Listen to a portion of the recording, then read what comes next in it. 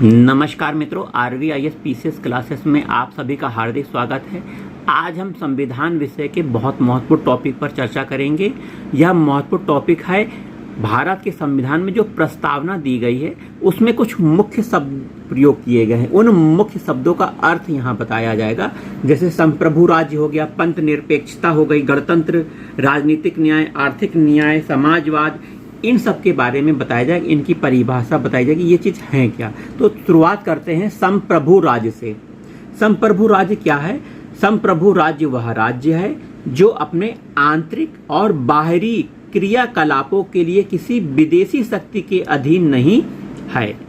भारत की संप्रभुता भारत के लोगों में निहित है। इंपॉर्टेंट चीज है।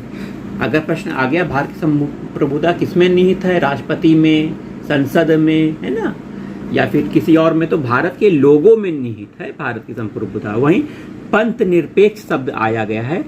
इसका अर्थ है सभी धर्मों के प्रति समान व्यवहार रखने वाला व्यक्ति पंथ निरपेक्ष कहलाता है। पंथ निरपेक्ष शब्द। वहीं पंथ निरपेक्षता क्या है? ऐसी सरकार जिसका अपना कोई धर्म मजहब नहीं होता है, जो सभी धर्मों के प्रति तटस्थ की भूमिका अदा करता है, न कि उदासीनता का, तटस्थता की भूमिका अदा करना, न कि उदासीनता का, उसे पंथ निरपेक्ष सरकार कहते हैं। उस गुण को पंथ निरपेक्षता कहते हैं। ठीक है, तटस्थता की बात है, उदासीनता की बात नहीं की गई है। ठीक है, ये पंथ निरपेक्षता भारतीय संविधान में शब्द आया है। लोकतंत्रात्मक सरकार, ऐसी सरकार जो जनता की इच्छा का परिणाम है, उसे लोकतंत्रात्मक सरकार कहते हैं। स्विट्जरलैंड में प्रत्यक्ष लोकतंत्र, डायरेक्ट डेमोक्रेसी है। भारत में अप्रत्यक्ष लोकतंत्र है। अप्रत्यक्ष अर्थात भारत के लोग जनता द्वारा चुने गए प्रतिनिधि को चुनते हैं, वही प्रतिनिधि अपना एक हेड चुनती है, तो यह अप्रत्यक्ष हो गया। ऑस्ट्रेलिया में प्रत्यक्ष अप्रत्यक्ष दोनों तरह का लोकतंत्र देखा जा सकता है। गणतंत्र की परिभाषा, गणतंत्र क्या है? भारत के संविधान के प्रस्तावना में गणतंत्र शब्द आया हुआ है। इसकी परिभाषा जान लीजिए। ऐसा देश जिस देश का राष्ट्र अध्यक्ष एक निश्चित समय के लिए चुना जाता है, उसे गणतंत्र कहते हैं। मतलब जिस देश का राष्ट्र अध्यक्ष निश्चित समय के लिए चुना जाता है, न कि वंशानुगत होता है। तो भारत का राष्ट्र अध्यक्ष निश्चित समय के लिए चुना जाता है, जो कि राष्ट्रपति हैं, 5 वर्ष के लिए चुने जाते हैं। इसलिए भारत एक गणतंत्रात्मक देश है। आगे आइए, समाजवाद। समाजवाद की परिभाषा हम जान लेते हैं। समाजवाद से आशय यह है कि आय और प्रतिष्ठा तथा जीवन यापन के स्तर में जो विषमता है उसका अंत हो। फिर से समझिए, आय तथा प्रतिष्ठा, जीवन यापन के स्तर में विषमता का अंत हो। महात्मा गांधी का समाजवाद व्यक्ति को केंद्रित करता है। कार्ल मार्क्स का समाजवाद समाज, सोसाइटी को केंद्रित करता है। कार्ल मार्क्स के अनुसार पूंजीवाद के कारण सरकार जनता का विरोध एवं शोषण करती है, अतः उन्होंने पूंजीवाद को खत्म करने का उपाय सुझाया। कार्ल मार्क्स का यह बात है। वही न्याय। न्याय क्या है? सबके साथ यथोचित व्यवहार ही न्याय है। सबके साथ यथोचित व्यवहार ही न्याय है। न्याय 3 प्रकार के भारत के संविधान में दिए गए हैं। राजनीतिक न्याय के बारे में जान लेते हैं। राजनीतिक न्याय क्या है? राजनीतिक न्याय का अर्थ यह है कि जाति, मूलवंश, संप्रदाय, धर्म और जन्म स्थान के आधार पर विभेद के बिना सभी नागरिकों को राजनीतिक प्रक्रिया में भाग लेने के अधिकार में बराबर का हिस्सा मिले, यह राजनीतिक न्याय है।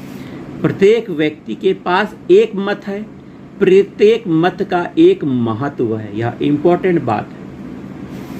आर्थिक न्याय के बारे में जान लीजिए। प्रत्येक व्यक्ति के पास पर्याप्त मात्रा में आधारभूत वस्तु जैसे रोटी, कपड़ा और मकान का वितरण इस तरीके से हो जिससे प्रत्येक व्यक्ति अपना जीवन यापन आसानी से या सही तरीके से कर सके, सही तरीके से जी सके। यह आर्थिक न्याय है। धर्म की स्वतंत्रता।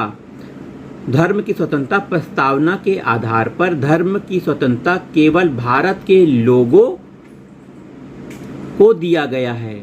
नागरिकों को दिया गया। विदेश में रहने वाले लोगों को धर्म की स्वतंत्रता नहीं दी गई है, ठीक है, परंतु मौलिक अधिकारों में धर्म की स्वतंत्रता सबको प्रदान की गई है। प्रस्तावना में धर्म की स्वतंत्रता केवल भारत के नागरिकों को दी गई है, विदेशी लोगों को नहीं। लेकिन मौलिक अधिकार आप देखते हैं उसमें धर्म की स्वतंत्रता भारत के साथ साथ विदेशियों को भी दी गई है। समता, समता क्या है? समता का अर्थ है एक जैसा होने पर एक जैसा व्यवहार। यदि आप एक जैसे हैं तो एक जैसा व्यवहार किया जाएगा। जाति के इसका अर्थ समझ लीजिए, मान लीजिए हम उच्च वर्ग के हैं और हमारा साथी निम्न वर्ग का है, निम्न जाति का है, अनुसूचित जाति का है, हम ब्राह्मण वर्ग के मतलब सामान्य वर्ग के हैं।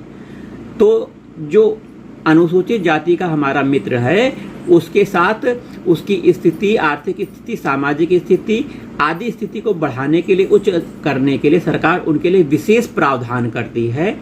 तो इस विशेष प्रावधान को करने में विभेद जो किया गया है वह समता ही है, क्योंकि उनकी स्थिति बहुत गिरी हुई है ना, आर्थिक रूप से पिछड़े हैं, सामाजिक रूप से पिछड़े हैं, लोग उनको बहुत गलत निगाह से देख रहे हैं, जाति के आधार पर विभेद कर रहे हैं। तो उनके लिए विशेष योजनाएं बनाई जानी चाहिए, उनका विशेष विकास करना चाहिए। इसीलिए उनके साथ उनका और हमारे बीच कुछ विभेद किया जाता है, उनको विशेष सुविधाएं दी जाती हैं। यह सुविधा देने के कारण समता ही लाई जाती है, उनको हमारे समान किया जाता है, ठीक है। यह बात आप समझ गए होंगे। जाति के आधार पर विभेद नहीं किया जाएगा, इसके आधार पर जो भेद होगा उसे दूर किया जाएगा। अवसर की समता का अर्थ है कि परिस्थिति के अनुसार अवसर समान हो, न कि एक जैसी समता, ठीक है। तो यह